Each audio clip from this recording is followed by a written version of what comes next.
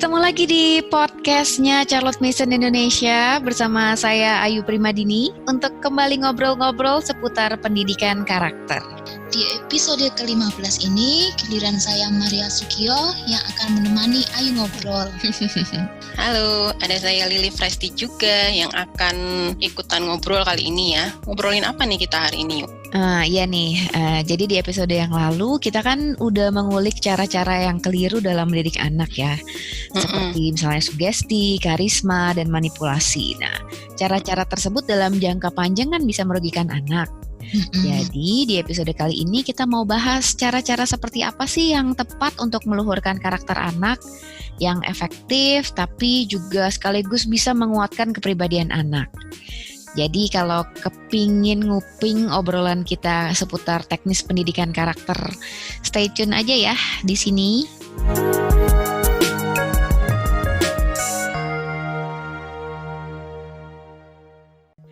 Teman-teman ya, kita kan sebagai praktisi metode Charlotte Mason ini kan bolak-balik ya ngomongin soal pendidikan karakter gitu.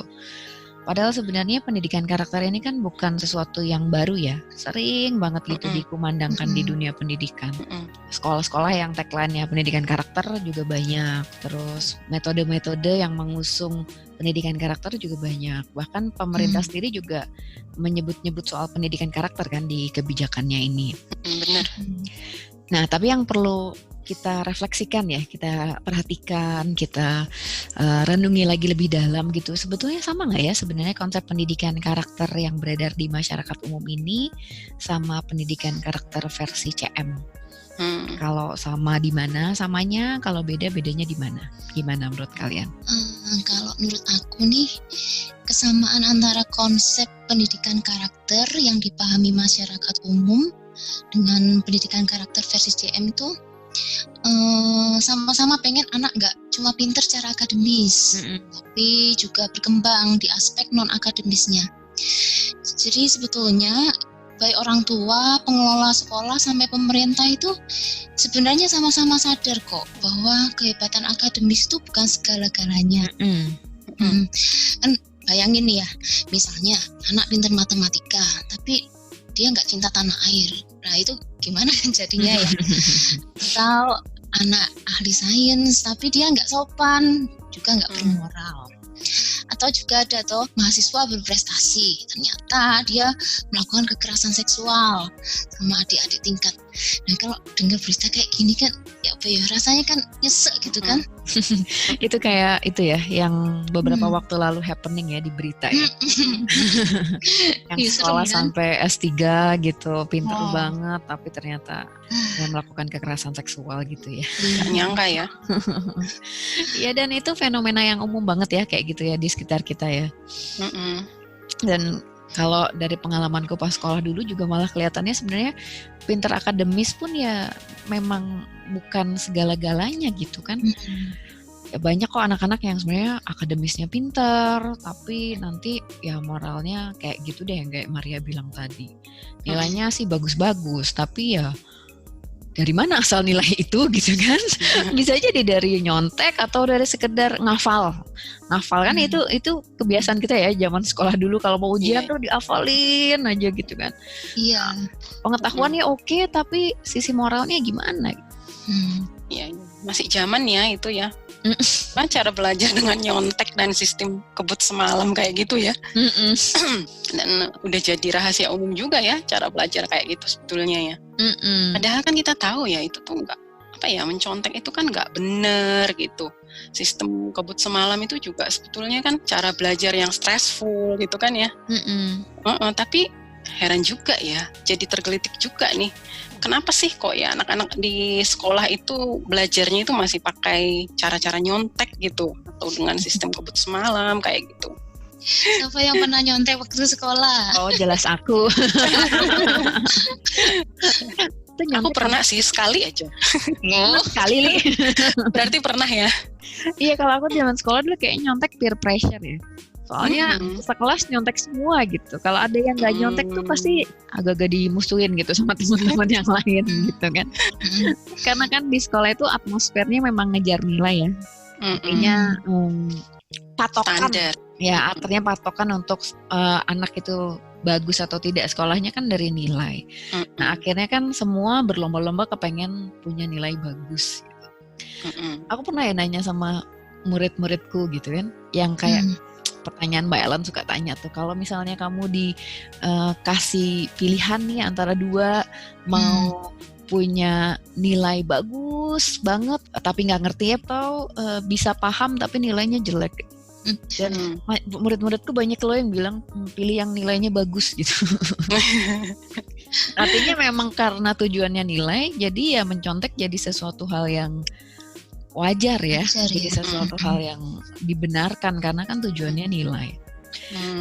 Dan terus kalau aku tanya, kenapa sih emang kepengen banget punya nilai bagus? Ya soalnya kalau nilainya jelek ya dimarahin orang tua gitu. Kalau nilai jelek nanti mereka bisa nggak diajak liburan kemana.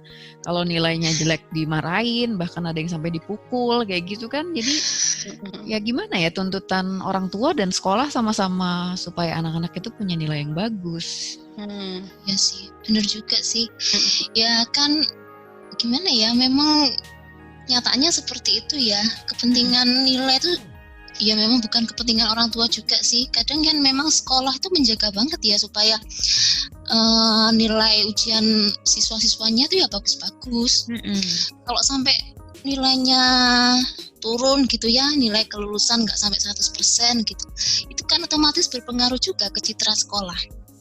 Lalu nanti pemerintah juga punya kepentingan dan mereka juga ngawasi kalau misalnya ada sekolah yang nilai siswanya nggak bagus. Kepala sekolah bisa dipanggil loh, ditanya-tanya sama dinas. Dulu kan makanya pernah sampai terjadi kan kasus bocoran soal nilai yang ngasih pihak sekolah. Ya itu kan tujuannya supaya muridnya bagus semua nilainya, lulusnya jadi 100%. Aku pernah itu kayak gitu tuh dulu tuh. Oh ya, pernah ya. Dapat bocoran tapi bocoran sekelas dapat semua. Padahal pihak sekolah harusnya yang paling mengawal ya. Kalau aku dulu waktu ujian tuh pernah pengawasnya sih yang ngasih jawaban itu. Jadi anak-anak tanya itu dikasih tahu, aku ya heran kok. Gitu ya. Ya gitulah. Jadi kayak ini ya, ada kesenjangan ya sebetulnya ya. Ada yang nggak sinkron gitu loh antara harapan dengan praktek di lapangan gitu. Orang tua kan sebetulnya itu kan pengen anak itu akhlaknya baik gitu, punya karakter yang baik-baik lah gitu. Sekolah juga kan udah lazim ya sekarang itu tagline-nya kayak kata Ayu tadi, pendidikan karakter gitu, dan itu menarik kan buat orang tua gitu kan. Pemerintah juga nggak ketinggalan tuh sekarang kan bikin kebijakan itu ya mendukung pendidikan karakter. Jadi kalau misalnya kita tanya semuanya itu penting nggak atau mendukung nggak pendidikan karakter, jawabnya itu ya iya, penting banget ya. Penting banget, kami mendukung kok pendidikan karakter gitu. Nah itu kan secara normatif gitu kan meyakini kalau penting gitu pendidikan karakter ini. Tapi ternyata dalam praktiknya itu kan nggak kayak gitu. Ya seperti biasanya aja, tetap mengutamakan akademis gitu. Bahkan kadang-kadang untuk untuk mencapai suatu standar pencapaian akademis tertentu tuh udah nggak peduli lagi caranya etis enggak, moral enggak gitu. Jadi kayak kata Ayu tadi, ya nggak apa-apa deh mencontek asalkan nilaiku baik tinggi misalnya gitu, lulus ujian misalnya gitu kan. Tapi dibilang mengejar kemampuan akademis juga sih hasilnya juga gimana ya, sebatas permukaan juga sih ya gitu loh. Pencapaian akademis dibilang bagus-bagus amat juga enggak gitu, cuma di permukaan aja gitu. Ya nggak peduli juga gitu apakah nanti anak itu akademisnya tinggi, apakah karakternya itu jadi yang senang belajar atau enggak gitu kan, jadi yang cinta pengetahuan apa enggak gitu ya. Yang pokoknya yang penting nilainya bagus aja deh gitu. Nilai segalanya ya. Karena kan diukurnya dengan standar nilai kan gitu. Bahkan karakter juga mungkin ada nilainya ya. Iya. Ada banyak tuh kasus kayak gitu tuh di sekolah-sekolah. Jadi karakter pun dikasih nilai. Dan sebenarnya ini problemnya di sini ya. Artinya pendidikan karakter tapi obsesinya akademis gitu. Jadi pengennya karakternya bagus tapi nilai terus yang dikejar ya. Orang anak bisa dianggap berpendidikan atau tidak, atau pendidikannya baik atau tidak, ya ukurannya nilai ya. Bahkan kalau kayak kita zaman sekolah dulu, sekarang udah gak ada kali ya yang namanya pendidikan moral Pancasila tuh kan ya PMP ya. Iya ya, PMP. Isinya kan ya hafalan ya. Terus nanti tesnya ya pakai soal pilihan ganda nih. Misalnya jika ada teman yang berbeda pendapat denganmu, kamu harus A. menghargai, B. menyalahkan, C. mengucilkan gitu kan misalnya. Terus kalau anak jawabannya betul, bagus, nanti dapat nilai 9. Nah, berarti moralnya bagus gitu. Sesuai dengan nilainya ya. Aku dulu pernah punya teman ya, misalnya ditanya nih, kalau ada nenek-nenek menyeberang, kamu akan membantu A. membantu, B. mendiamkan, C. mendorong gitu. Masa pertanyaan gitu. Temanku kan usil ya, terus dia jawabnya B. diam aja, soalnya nenek-neneknya juga nggak kenal gitu kan. Dia dimarahin loh sama gurunya. Loh, tapi dulu tuh waktu kita mengerjakan begitu kan rasanya biasa aja ya kita itu. Tapi sekarang ini loh kita merasa aneh ya, kita dulu ngerjakan gini kok mau. Padahal dulu kayaknya ya biasa gitu kan. Sekarang baru mikir ya. Ya mungkin itulah ya perbedaan antara konsep pendidikan karakter yang umum dipraktikkan dengan pendidikan karakter CM ini. Sekarang ini kan orang itu seringnya menganggap pendidikan karakter tuh kayak mata pelajaran tersendiri. Aku ingat tuh, zaman aku sekolah dulu, ingatku zaman SMP. Aku SMP itu ada yang namanya pelajaran budi pekerti. Kalian pernah dapat nggak? Pernah? Aku nggak. Etika enggak ya? Aku pernah sih etika gitu ya. Oh etika. Gitu ya. Aku ingat banget tuh ya, dalam seminggu itu kami dapat jatah 1 jam pelajaran budi pekerti. Jangan tanya isinya apa ya, aku lupa aku. Aku baru mau nanya, Mar, apakah setelah dapat pelajaran budi pekerti kalian jadi berbudi gitu? Nah, itulah yang aku ingat tuh. Cuma guruku ceramah 1 jam itu, lalu kami siswanya tuh ya mendengarkan aja. Jadi sama sekali nggak ada yang aku dapat gitu loh. Ya ini cerita masa lalu. Nah dan biasanya kalau udah masuk ke mata pelajaran tersendiri kayak gitu kan pasti guru tuh udah punya modul-modulnya ya, udah dibuatin modul-modul gitu loh. Misalnya nih pelajaran tentang bertanggung jawab gitu kan. Jadi kan biasanya siswa disuruh ngingat-ngingat definisi bertanggung jawab itu bla bla bla bla gitu kan. Lalu ada contoh-contohnya cara bertanggung jawab itu yang seperti apa gitu kan. Jadi ya sudah, nanti pendidikan karakter masuk berapa jam per minggu itu, lalu ada tesnya yang tadi dibilang sama Ayu atau Lili tadi. Kalau dites entah teori entah praktek, lalu anaknya dikasih nilai, ya udah selesai. Jadi ibaratnya kan kalau anak nilainya bagus berarti otomatis dia udah bertanggung jawab, kan kesannya begitu. Padahal kan ya belum mesti juga kan. Bisa aja nilainya bagus tapi naruh barang masih sembarangan gitu. Pulang sekolah tas sama sepatu dilempar gitu doang gitu. Terus disuruh jagain adiknya malah mainan handphone gitu ya kan. Apakah itu perilaku yang bertanggung jawab gitu? Itu kan perlu kita renungkan ya sebenarnya kayak gitu ya. Setuju banget ya sama Maria itu. Kayaknya itu kan dampak metode berpikir orang modern ya, yang serba ingin mengkotak-kotakan gitu. Jadi pelajaran pendidikan karakter itu juga ya dianggap subjek tersendiri gitu, yang terpisah dari mata pelajaran yang lain gitu. Jadi ada mata pelajaran sains, sejarah, matematika, dan mata pelajaran pendidikan karakter gitu. Kalau Maria tadi kan budi pekerti ya, ada mata pelajaran budi pekerti gitu. Nah, padahal kan kalau CM sendiri bilang pendidikan itu kan harus holistik gitu. Semua kegiatan pelajaran itu tujuannya ya untuk meluhurkan karakter anak kan. Jadi ibarat ragi ya, visi karakter luhur itu tuh harus menjadi inti yang mempengaruhi semua pendidikan yang kita kasih ke anak gitu. Baik pendidikan akademik maupun pendidikan non akademik. Nah, kalau cuma jadi sekedar sesempit menjadi nama mata pelajaran dalam kurikulum itu ya nggak efektif ya kayak Maria tadi bilang gitu.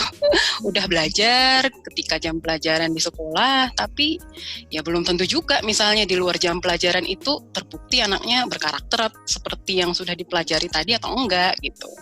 Cuma tahu teorinya aja ya Lia. Iya benar gitu. Kan kita tahu tuh kalau misalnya karakter-karakter seperti bertanggung jawab, karakter cinta kasih kepada sesama gitu kan, karakter takwa kepada Tuhan yang Maha Esa, atau karakter suka menolong gitu, cinta tanah air dan lain-lain gitu, itu kan sebetulnya nggak cukup ya hanya sekedar dipelajari di sekolah, apalagi cuma di jam jam pelajaran tadi cuma 2 jam ya katanya ya Maria. 1 jam aku malah dulu. Oh malah 1 jam ya.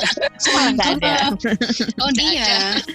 Iya, itu kan seperti karakter ini kan hal yang kita hidupi sehari-hari ya. Jadi idealnya itu kan kita pelajari dan ya kita hidupi setiap hari dari bangun tidur sampai tidur lagi, gitu kan? Nah, iya sih benar banget sih. Aku mau menggarisbawahi soal holistik yang dibilang Lili tadi. Di situ yang aku pikir orang masih suka luput memahami ya. Kan kebanyakan orang mikirnya pendidikan karakter itu ya hanya berkutat di non akademis. Padahal sebetulnya pendidikan akademis pun itu juga bagian dari meluhurkan karakter. Contohnya nih kayak matematika gitu kan, sebenarnya kan itu melatih anak supaya lebih teliti, lebih runtut berpikirnya, lebih kreatif dalam problem solving.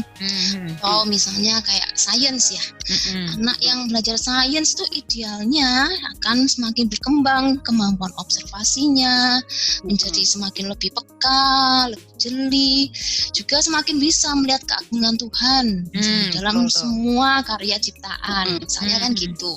Nah, apakah anak berkembang dalam sikap-sikap ini sebenarnya itu lebih penting kan dibandingkan dengan nilai-nilai itu tadi. Artinya pendidikan akademis itu ya jadi sarana untuk pendidikan karakter ya sebenarnya ya. Kayak betul banget. Bukan berarti pendidikan karakter tuh ada mata pelajarannya sendiri, tapi ya kotak-kotak itu ya tadi. Harus dari akademis iya, dari orang tua iya, dari semuanya lah ya, semua bidang sebenarnya bisa untuk berguna untuk mengeluarkan karakter. Mengeluarkan karakter, iya. Baik lagi kalau di istilah metode CM kan dia bilang ini harus jadi a living education gitu, pendidikan yang hidup ya. Manusia itu kan makhluk hidup yang perlu terus bertumbuh. Maka sejatinya pendidikan ini harusnya jadi alat untuk menumbuhkan diri manusia itu sendiri gitu ya. Nah, kalau ukuran dari proses pertumbuhan manusia ini cuma dilihat dari atas kertas ya timpang ya jadinya gitu. Karena kan proses pertumbuhan ini harusnya sifatnya spiritual. Jadi bertumbuh atau tidaknya seseorang kan terasa dari perilakunya sehari-hari, caranya memandang kehidupan, atau dari responnya saat menghadapi masalah yang kesemua itu nantinya bisa didapatkan dari proses akademis seperti yang Maria bilang tadi itu gitu ya. Nah, alat dan instrumen apa aja nih yang sebenarnya bisa kita pakai untuk menumbuhkan spiritualitas manusia supaya bisa jadi pribadi yang lebih berkarakter itu. Nah, ini kita bahas di segmen 2 ya. Nah, bicara soal ukuran ya, kalau di metode tradisional atau yang umum dilakukan kan proses menumbuhkan karakter itu dianggap bisa dilakukan dengan cara-cara yang tadi kayak Maria bilang ya, sifatnya doktrinasi gitu ya, pakai ceramah panjang, lebar, habis itu dites pakai soal di atas kertas. Nah, drilling soal ini dianggap sesuatu yang gampang untuk menjadikan alat ukur bagi kebanyakan orang ya. Nah, terus kalau ada metode yang berbeda nih kayak metode Charlotte Mason misalnya kan pendidikan karakter harus pakai mikir, harus pakai refleksi, harus respek pada pribadi anak gitu. Anak nggak boleh dihipnotis. Nah itu kesannya jadi apa sih ini metode kok ribet banget gitu ya, berat banget gitu kelihatannya. Iya, kalau berat kayak gitu kan sebetulnya menurutku sih karena belum biasa aja ya gitu, atau mungkin ya, ya belum paham gitu, atau mungkin belum tahu juga mungkin ya ada cara-cara mendidik lain gitu yang lebih efektif dan humanis gitulah. Karena itu kan cara yang dipakai dari zaman dulu ya, dan kebiasaan memakai apa yang udah ada aja gitu. Kebanyakan kita itu memang gitu, terbiasa pakai cara-cara lama dan ya terima-terima aja, kita wariskan lagi ke anak cucu kita gitu misalnya kan. Misal kayak metode ceramah gitu dan menasehati panjang lebar gitu ya, doktrinasi kayak tadi ya gitu. Terus lewat cara reward and punishment gitu, kasih hadiah, iming-iming atau hukuman gitu, tambal sulam pakai itu gitu kalau misalnya ada karakter yang anak yang nggak baik gitu kan. Terus pakai apa namanya ya, bukunya itu ya ranking, nilai ya kan, kompetisi, terus dipacu dengan lomba-lomba gitu kan. Siapa yang lebih bertanggung jawab misalnya kan. Gitu. Terus pakai bukunya juga kan, buku pelajarannya itu kan buku teks ya, atau ya anak-anak tuh ya juga diminta mengerjakan lembar kerja siswa atau ya worksheet gitu ya. Nah, kita sebetulnya itu paham ya kalau cara-cara itu tuh nggak efektif untuk meluhurkan karakter anak ya, tapi tetap aja kita pakai dari dulu sampai sekarang nggak berubah gitu. Ya itu karena mungkin belum tahu alternatifnya, atau ya kenapa ya gitu. Ya karena nggak tahu itu tadi. Karena udah kebiasaan ya, yang sekedar melakukan sesuatu yang sama seperti nenek moyangnya dulu gitu kan. Iya. Tapi anyway, menurutmu kenapa sih kok cara-cara kayak gitu dibilang tidak efektif? Nah, itu kan soalnya bertentangan ya sebetulnya dengan kodrat fisiologis dan psikologis anak gitu. Nggak sesuai juga dengan hukum pendidikan yang sebetulnya itu harus bekerja dari dalam, bukan dipaksakan dari luar. Gini, maksudnya itu kalau nggak sesuai dengan hukum fisiologis itu kan, kalau kita tahu cara kerja otak dalam mengembangkan suatu kebiasaan baru itu kan caranya dengan mengulang-ulang tindakan ya, cara terus-menerus gitu dalam kurun waktu tertentu gitu sampai betul-betul dia menjadi suatu kebiasaan yang menetap gitu, dan kita harapkan jadi karakter anak gitu kan ya. Itu jadi kita nggak bisa cuma memaksakan misalnya lewat ceramah satu arah gitu, atau doktrinasi gitu, atau tambal sulam lewat pendekatan reward and punishment gitu. Contohnya itu deh, pendekatan ceramah itu kan sebetulnya satu arah ya. Misalnya guru gitu atau orang tua ceramah panjang lebar gitu tentang pentingnya dan baiknya karakter apa, misalnya contohnya peduli pada kebersihan lingkungan gitu kan. Nah, itu 1 jam gitu ya, bisa panjang lebar gitu ceramahnya gitu. Tapi kan sebetulnya asumsi kita aja kan, misalnya dengan diceramahi seperti itu anak akan berkarakter peduli gitu pada kebersihan lingkungan, padahal belum tentu kan anak itu serta-merta jadi pribadi yang peduli ya. Karena dianggapnya anak kayak ya, anak dianggap kayak ember kosong gitu kalau diceramahin. Iya gitu. Maka oke, langsung paham gitu ya. Iya, dijejalkan gitu kan, tentang manfaatnya, pentingnya, bahkan diberitahu caranya begini gitu. Tapi faktanya di luar jam pelajaran tadi atau di luar sesi ceramah tadi itu di keseharian itu masih ada tuh, masih suka buang sampah jajanan sembarangan misalnya gitu kan. Kalau kita berefleksi kan berarti ada yang salah gitu loh, ada yang nggak sinkron gitu antara cara kita dengan hasil yang kita lihat, di dampak yang kita lihat di lapangan, di keseharian aja gitu loh contohnya gitu. Paling parah lagi kalau kata CM itu kita jadinya ya seolah dipaksa juga mengunyah serbuk bergaji ya. Dijejalin informasi tentang pentingnya karakter baik ini dan itu gitu. Nah, tapi nyatanya kita tergugah pun tidak gitu loh membiasakan diri melakukan karakter tersebut gitu. Artinya pendidikan karakter itu harusnya karena kebiasaan gitu ya, dari dalam, dari sesuatu yang diulang-ulang gitu ya, Li. Kalau misalnya cuma sekali ceramah ya nggak efektif jadinya ya. Benar. Belum kalau misalnya pakai pendekatan hukuman gitu ya, kita lihat ada anak yang perlu dibenerin nih karakternya gitu.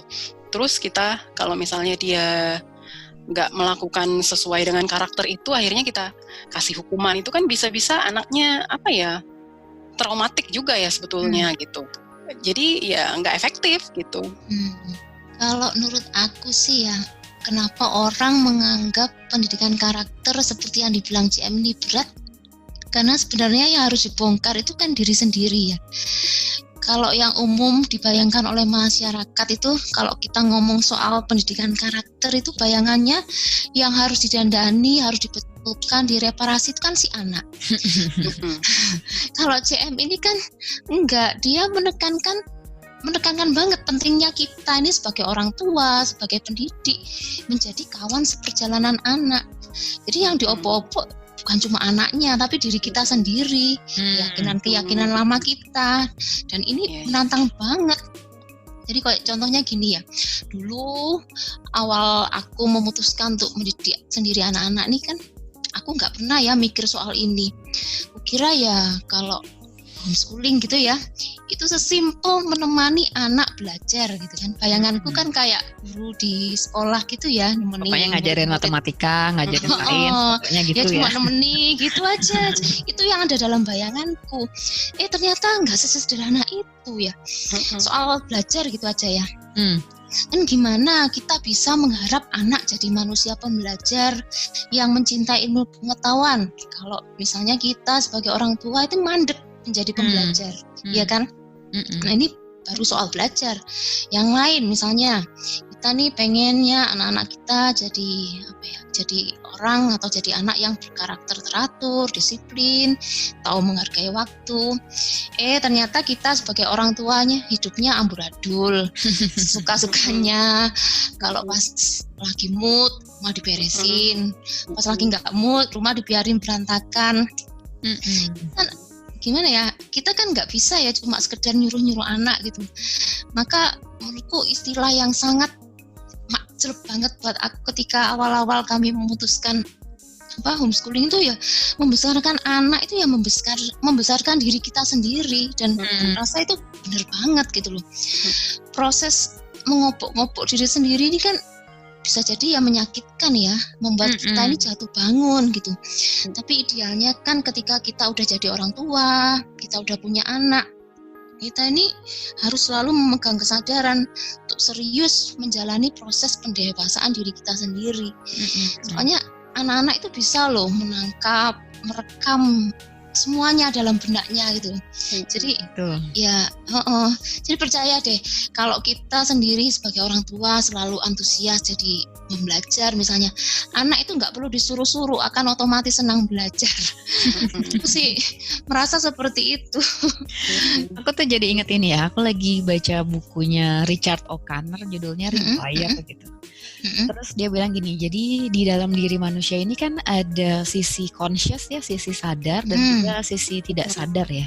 Nah, sisi tidak sadar ini, sisi unconscious ini sisi yang dimana kita melakukan segala sesuatu, perilaku kita sehari-hari itu berbasis otomasi gitu, jadi otomatis gitu kan. Nah, apa yang kita lakukan secara otomatis ini sebenarnya berasal dari sisi kita yang nggak sadar ini. Misalnya nih kayak kita naruh barang di tempatnya, atau sekedar pulang dari pergi kita lempar sepatu aja, itu kan sisi nggak sadar kita ya, maksudnya ya udah itu jadi kebiasaan kita gitu kan. Atau cara bicara nih, misalnya cara bicaranya apakah lembut ataukah memang biasanya teriak-teriak kayak gitu kan, itu juga nggak sadar gitu, emang kebiasaan aja kayak gitu. Nah, hal-hal kayak gini nih sebenarnya digerakkan oleh sisi nggak sadar itu, atau si Richard O'Connor ini bilangnya automatic self gitu. Nah, dari mana sih automatic self ini mendapatkan apa yang harus dilakukannya ini gitu kan? Nah, dia bilang paling utama si automatic self ini dapat dari influence atau atmosfer gitu. Jadi ya si automatic self itu bisa tahu apa yang harus dilakukan, apa yang harus dikerjakan ya paling besar dari influence orang tua atau orang-orang di sekitarnya. Nah, di situ aku jadi ingat, oh makanya ya CM bilang bahwa instrumen pertama dalam pendidikan karakter ya atmosfer ya. Bahkan CM bilang kan ini bukan hanya 1/3 bagian tapi bahkan 9/10 gitu. Saking pentingnya teladan dari orang tua atau lingkungan sekitar terhadap pendidikan anak ini gitu. Kayak Maria bilang tadi kan, dengan kita ngasih contoh, dengan kita memperbaiki diri sendiri, ini kan anak-anak secara otomatis ngelihat dan akhirnya menghirup atmosfer itu gitu. Jadi kita nggak perlu ceramah panjang-panjang, ya otomatis anak-anak ngikutin. Bahkan untuk hal-hal yang nggak kasat mata ya, kayak misalnya keyakinan kita, kepercayaan kita terhadap Tuhan gitu, cara kita memandang orang, pola pikir itu kan juga ya anak-anak dapat dari orang tuanya juga kan ya, dari atmosfer orang tuanya juga ya. Betul banget. Tapi kita juga jangan mengandalkan atmosfer aja sebetulnya ya, karena atmosfer aja sebetulnya kan kalau kata CM itu kan nggak cukup gitu.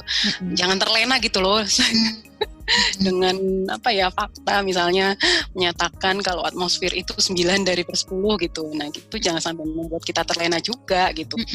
Bisa jadi kalau mengandalkan atmosfer itu kan bisa jadi orang tuanya sudah baik tapi anaknya tidak ikut jadi baik kan, karena tidak dilatih gitu. Apalagi orang tuanya baik, saking baiknya anaknya dimanja pol gitu ya. Iya kan, karena ya balik lagi baik anak ataupun kita sendiri sebagai orang itu kan pribadi utuh gitu kan. Kita nggak tahu kan kedalaman hatinya itu seperti apa gitu. Meskipun misalnya kita sudah mencontohkan yang baik-baik gitu, sudah mengusahakan, mengupayakan, meneladani gitu ya yang baik-baik, ya belum tentu juga semuanya itu akan diteladani anak kan kalau kita cuma mengandalkan atmosfer gitu. Karena atmosfer ini pasif ya sifatnya ya, Lia. Iya, pasif kan, kita cuma mengimani kalau anak itu akan mengikuti kita, percaya deh kalau kita misalnya melakukan sesuatu yang baik ya anak juga baik gitu. Contohnya misalnya hal sederhana deh, misalnya cuci piring gitu, itu kan kita udah kelihatan rutin kan melakukannya sehari-hari gitu kan, cuci piring gitu. Ya tapi nyatanya gitu anak tuh kalau nggak dibiasakan tuh kok nggak cuci piring juga gitu. Bahkan kadang habis makan ya dia naruh aja gitu piringnya sembarangan di meja gitu kan.